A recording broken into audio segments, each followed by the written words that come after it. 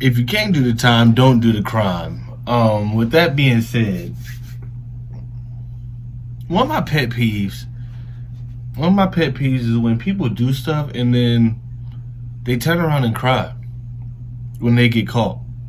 Hold on, let me change it. I don't like that. Damn. There we go. That's better. And they turn around and cry. You know what I mean? What are you crying for? You was not crying when you was doing it. You wasn't crying when whatever was going on was going on. So don't cry when the consequences come. That I don't know why that just irked me so much. That happened the other day, but that's a different story for a different day. But anyway, these are people going crazy and having some wild reactions to get some pretty hefty sentences. So with no further ado, let's get into the video. A lot of truth in that, especially for those people who forget that they could be spending life behind bars. From an attempted murderer with a fainting spell to a weeping monster, here are 15 craziest reactions of convicts after being given a life sentence. Before we begin, make sure to hit the like button, subscribe to our channel and click the notification bell for more amazing videos every day. With that being said, let's begin. Number 15. The Hitman Hirer. In 2014, Diana Lovejoy was in the midst of a brutal and messy custody battle with her ex-husband, with neither side willing to budge on their demands. In a fit of rage and a crucial lack of thought, Diana conspired with her gun instructor to resolve the situation by murdering her ex-husband. Of course, the whole thing went horribly wrong. The shooting instructor didn't actually kill her ex-husband, but shot him in the armpit, and later claimed, "If I wanted to kill him, I would have." It's the murder equivalent of, "No, I didn't lose the basketball game, I just didn't feel like winning." But months later, Diana found herself in court, and as the judge read out the guilty verdict, Wait. If you wanted to, you could have, but you didn't. And you left him alive knowing that you were going to do a crime, knowing that more than likely he probably saw your face. That don't make no sense. It just sounds like you just failed, sir. Honestly, it sounds like you just failed. That makes no sense to do a crime as attempted murder and purposely leave the person that you're attempting to murder alive, knowing that they've seen you and they know who you are. That makes no sense. You suck. And we're thankful that you suck because we're happy that he has his life. But yeah,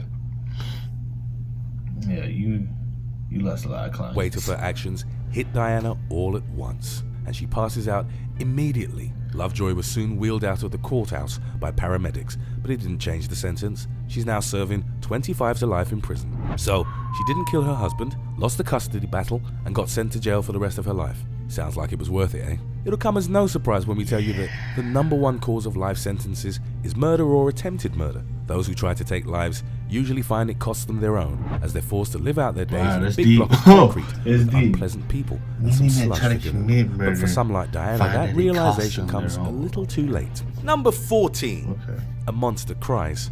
Many of those given a life sentence will do anything to avoid jail time, even if that means appealing the ruling or just outright denying the juror's verdict. But sometimes you can only hurt yourself and your case for doing so. Ellis Nelson Ortiz Neves made news in 2017 when he beat a 4-year-old boy to death and was given a life sentence in return. It didn't take long for Ellis to appeal the charges, claiming that the trial testimony was based on junk science and was biased against him due to the jurors hearing about past episodes of domestic violence and violence towards children. Even the suggestion that these episodes were irrelevant is absurd, given the nature of the case. When the jury all but dismissed Ellis's appeal, the judge began describing the injuries suffered by the boy in graphic detail. Overwhelmed by what he was hearing, Ellis broke down into tears until he was eventually forcibly So it's 10:30 on a Wednesday, and apparently I've sold close to $3,000 in sales on Amazon already. Don't believe me? Come around, I'll show you. So removed from the court. In what has to be one of the most brutal and honest comments ever heard in a courthouse, the judge called Ellis the lowest form of human life that I've been able to observe or see. Shortly after, Ellis was sent back to prison for the rest of his life, and rightly so. Justice had been served. Number 13. Yeah, you gotta be a special kind of evil, a special kind of heartless to kill children and the elderly. A special kind of evil, a special kind of heartless. How you kill a 4-year-old? And just live with it like that. You killed a 4-year-old. What could a 4-year-old have possibly done to receive that type of abuse? 4 years old.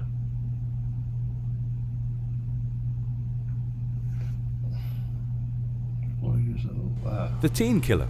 In 2012, a devastating murder shocked the relatively peaceful city of Sheboygan Falls, Wisconsin. In what was the city's first homicide since 1996, 2 young teenagers attacked and killed 78-year-old Barbara Olson at her home with a hammer and hatchet. In a tragic twist, one of the killers was her great-grandson. At only 14, Antonio Barbeau was sentenced to life in prison for first-degree intentional homicide. Barbeau initially tried to get himself off the hook by claiming mental disease or defect due to cognitive difficulties that began when he was struck by a car at the age of 10. But when it became clear that this excuse was not going to work on the court, Barbeau was forced to accept the severity of what he did. And he was so overcome with guilt and regret about his crime that he couldn't even finish his statement in court, forcing his lawyer to finish it for him. Barbeau's unforgivable killing of his own great-grandmother did not just end her life, but his too. At the age of 14, he all but guaranteed that he would spend his life in prison, only becoming eligible for parole in 2048. By that time, he will be 50 years old and will most likely be regretting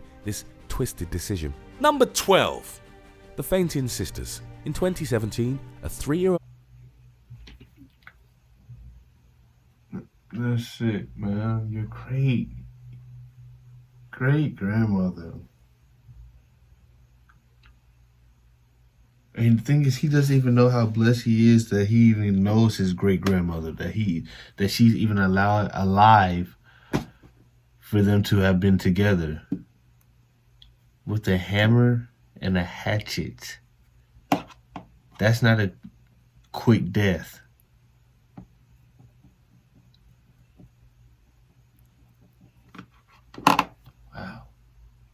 Georgia boy was pronounced dead, with the cause ultimately determined to be blunt force trauma. But the boy's guardian claimed he had been sent to bed after taking a cupcake, where 2 sisters went to check on him and found him unresponsive. That's obviously a very different story. So what actually happened? Well, only in court did the truth come out. The boy had taken a cupcake from the kitchen when he wasn't supposed to, but the sisters didn't find him unresponsive. They decided to punish him themselves, with one spanking the boy and the other repeatedly hitting him with a baseball bat. All that for taking 1 cupcake. The boy later died from the repeated strikes, and the sisters were rightly indicted with a life sentence. This video shows the women reacting to their life sentence, with both collapsing to the floor. That's what I'm saying, man. Don't nobody want to see that. Don't nobody want to hear these women that, deserved man. what they got. You To killed a beat a little child boy to death for with a a baseball cupcake, for and something you have as the trivial nerve as to taking lie a on the cupcake floor and is yell such a and cruel scream. and evil crime that a life sentence is more than fair. I can't Yet be these sisters tase them, didn't expect please. to get such a Tase severe her punishment, and her which disorder leads you all to up in ask, the court. what did they expect? Then again, it's clear that these convicts aren't exactly great at thinking in terms Everybody of getting long-term tased. consequences. Number 11. The Sleeping Murderer. It's always a bold move to laugh or smirk during your big trial. But to fall asleep, you're really playing with fire if you try and pull off that one. This Yet man some fell convicts asleep don't during consider the a court trial. appearance to be Wow. the place for regret or reflection, but pride. And as this guy showed, that's a really dumb thing to do. After murdering an elderly woman, this What's teenager up made with a people splash in his murdering debut appearance in court elders after he and spent the entire children? hearing laughing, smirking, and sleeping. At first glance, the convict looks to be under the influence of some kind of drug, but it quickly becomes apparent that he's actually just very proud of the twisted act that he committed. It's hard to believe that anybody could be so heartless to sit and smile as others hear of their cold-blooded killing, but that seems to be the norm for criminals like this. For this guy, the fact that he got a life sentence made no difference. He was happy about the crime and clearly didn't regret it, and for that reason he got sentenced to spend the rest of his life behind bars. To sleep in court is to show no regret, no remorse, and no respect. And when you're at risk of going to prison for the rest of your life, that's not necessarily the kind of thing you want to be showing. Of course, that doesn't matter for this guy. Number 10. The Crying Carjacker. The old saying goes that there's no such thing as a victimless crime. Every action we take affects someone else, and a crime spree affects a heck of a lot more, particularly if you choose to steal from innocent people like this carjacker. And once you've committed these crimes and hurt others, it makes it difficult to feel bad for you when you cry over your life sentence. In 2014, Ryan Stone embarked on a carjacking crime spree, stealing several vehicles and kickstarting a lengthy high-speed chase with the police that resulted in one nearly fatal injury for a Colorado state trooper. The chase lasted over an hour and a half and included several different stolen vehicles, one of which had an innocent baby in the back seat. When he finally made it to court, Stone gave an emotional reading of his statement, claiming that he regretted his actions, a statement that contradicted recorded phone calls he made to his family from prison. In those phone calls, Stone allegedly bragged about his chase and insulted the trooper that he hit with the car with giddy glee. It goes without saying that the jury didn't take pity on the guy. Stone was ultimately sentenced to 160 years in prison for his actions, different, man. with the judge openly dismissing his claim to regret the very actions he bragged about in the calls. The Arapahoe County District Attorney added that unless Stone has access to cryogenics, he will die in prison, and cryogenics, as far as we know, are not available in prison. That's what I'm saying. You can't wish death on people, but when it was time for him to come up and talk, if I'm the judge, I won't even let him talk. I just let the tape play, and I have him stand at the podium, and his recorded phone call from the prison or jail, wherever he was, I just have it play, and I just look at him. I just have it play, tell him to go back, sit down. Y'all don't have to come up with there's no jury decision. I got this. You, sir, guilty. We putting you under the jail. You did a high-speed chase with a baby in the backseat. A high-speed chase, period, endangers so many people. But then you have a baby in the backseat. And imagine being that mother. You kicked the mother out and drove off with her baby. Yeah, man. That's crazy. Number People 9. are crazy. The People Morning are different. Murderer. Admittedly, this entry is less of a life sentence and more of an end-of-life sentence. A Florida man who killed This is you. Or at least it could be you. You've been island hopping through Greece with a group of people you just met who at this very moment are cheering you. 2 people while robbing several Dunkin' Donut stores was given the death penalty in 2015 for his crimes. His response was not quite what you'd expect. For a guy who killed multiple people while robbing a coffee and donut shop, James Hirard's reaction to the news of his death sentence was unsurprisingly muted. There were no hysterics, there were no dramatics. He just nodded while clearly fading in and out, even as his devastated mother was led out of the courtroom after her emotional response to the news. For Hirard, this was a surprising change of tactic. Previous appearances before the court saw him barking like a dog and even daring the judge to give him the death penalty. But apparently, even when the judge called his bluff, Hirard still pledged to appeal the sentence. I guess that's a crazy reaction to a crazy reaction. Hirard never actually showed remorse for his actions. If anything, he boasted and goaded about the whole incident with little concern for how it would turn against him. This is an excellent example of how our actions have consequences. Not everything goes in your favor. Number 8. A murderer collapses. It's pretty wild that so many murderers or attempted murderers would admit that they committed the crime and then change their mind. However, it's a very common occurrence. Most of the time, of course, this change of mind is all but dismissed. And when that happens, you get some unusual reactions from the convicted. In 2016, Jaleel Smith Riley pleaded guilty to charges of aggravated murder and attempted murder, only to later change his mind and claim that he did not do the very crime he said he did. This flip-flop was rejected pretty quickly, landing him a life sentence without the possibility of parole. But that didn't sit well with him. After hearing the news, Smith Riley collapsed to the floor of the courthouse before being picked up by police. But then he said something that confused everyone. So what does he get? To clarify, nobody has any idea whom Smith Riley was talking about. But if he was referring to himself in the third person, well, that's a whole other thing we can't even begin to deal with. It takes much courage and or stupidity to admit you did something and then claim you didn't do it. And it doesn't help anyone to just conveniently collapse when things don't go your way. But I guess that just goes to show that criminals aren't the sharpest tools in the shed. Number 7. Flipping the bird.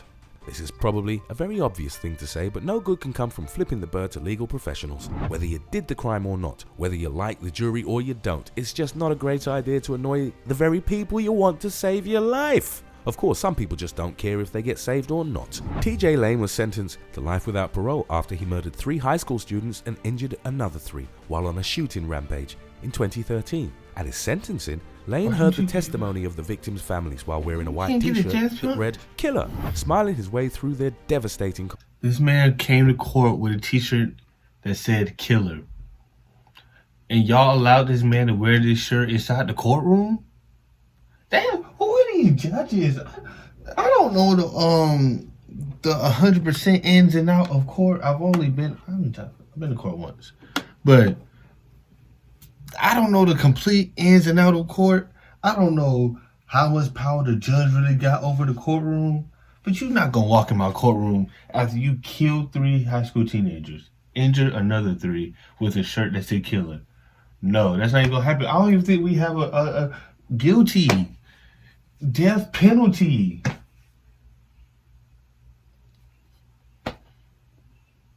You took 3 high school teenagers' lives. You injured another 6. Came to my court with, I feel disrespected. You feel me? You're not gonna wear that in my courtroom. Who was the judge, bro? Maybe I'm too. I don't know. I'm not. We're not even having a case.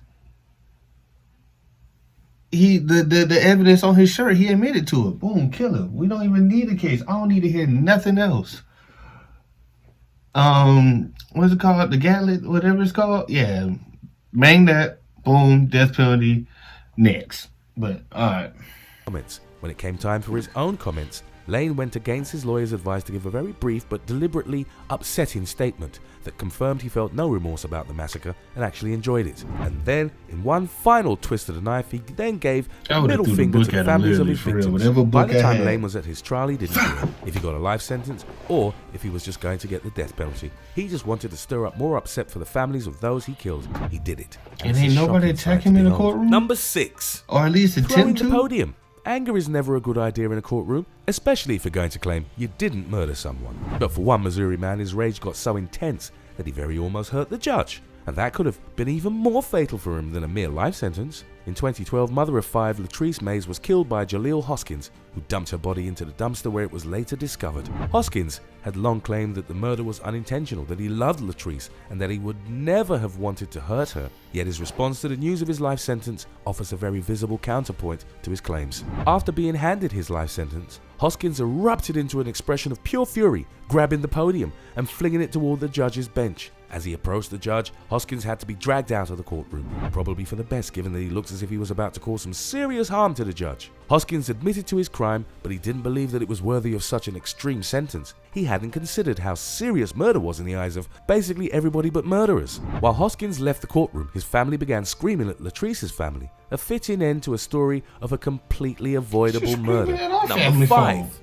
Threatening the judge. The ultimate cardinal sin of any legal battle is to threaten the judge presiding over the case. It's a surefire way to tick people off and guarantee that you will be mistreated. And yet I think you can guess where this entry is going to go. In 2010, Juan Rodriguez appeared in court on charges of attempted murder, a crime that he adamantly denied committing. But when the judge denied Rodriguez's request to be let out of jail for Rosh Hashanah, he didn't exactly help himself. Angry about what he claimed to be religious persecution, Rodriguez told the judge that if he weren't allowed out of jail, he would take the judge's life. Those are quite literally his words, with no exaggeration or summary. I will take your life. And then, as if to make matters worse, he followed up with, "What's your phone number? If you don't let me out of here, I'm going to kill you." One of the strangest not guilty pleas you'll ever see right there in front of you. The judge was obviously not impressed with the outburst and ruled that his decision go ahead, meaning that Rodriguez would not be allowed out for Rosh Hashanah, and possibly putting the judge's life at risk in the process. Although, let's be honest, it's highly unlikely this guy will ever leave prison anyway. Number 4. Teen freaks. I'm gonna stop it right there. But, so, he didn't get like no extra charge for threatening your life, man? You didn't throw a little bit something on there? A little, you know what I'm saying? Sprinkle a little something, a little bit of something? But yeah, they don't hand out, I guess they not handing out the death penalty enough. I don't understand. You got these killers. Bro came to the shirt with a, bro, I said to the shirt. Bro came to court with a shirt that said killer on it. And killer is visible. Boom, killer. Flipping the bird. I know where to put you. Burn them. But anyway, that's going to be it for my reaction, y'all. If you enjoyed the reaction, make sure you like, comment, share, subscribe, and I'll be back with you guys next time. I'm out.